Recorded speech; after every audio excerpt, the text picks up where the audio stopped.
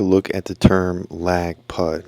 Quickly, a lag putt is a long putt aimed at getting close to the hole.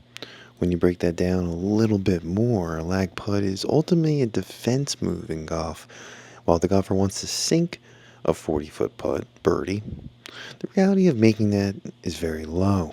The lag putt is a stroke where you stop trying to make the ball in the hole and you start trying to get the ball near the hole. This is an effective way to stop those dreaded three putts. The goal really is a 3-foot circle. In lag putting, the target isn't the 4.25-inch cup. It's imagining a 3-foot circle around the hole. If you leave the ball anywhere around that circle, you are left with a tap in, eventually getting a 2-putt, hopefully not 3-putt. On a short 5-foot putt, the line is more important, but on a 40-foot lag putt, speed is king. If your line is off by 5 degrees, you might miss the ball 2 to 3 feet. If your speed is off by 20%, you will leave the ball 5 feet. The lag putt mindset versus an attack mindset. Well, when you focus strictly on those mindsets, the attack is exactly at the pin, while the lag is more of a speed and feel putt. With an attack stroke, it's about a target of a 4.25-inch cup, as opposed to a lag, which we're looking at a 3 to 6-foot safety range.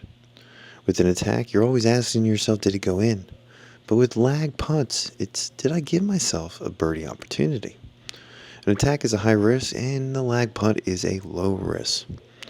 Hopefully, this brings you one step closer to understanding the aspects of a lag putt, the history here with the Professor, as we bring to you those quick and easy videos, understanding the game of golf, but more importantly, getting out there and learning a little bit more here with the Professor, an independent golf channel focused on fun and affordable golf.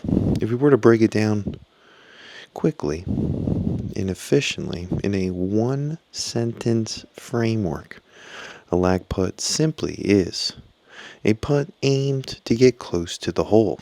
It is a very important tactic when trying to score and try to break 70 or 80 on a course, and even 90 if you don't have that great of a swing.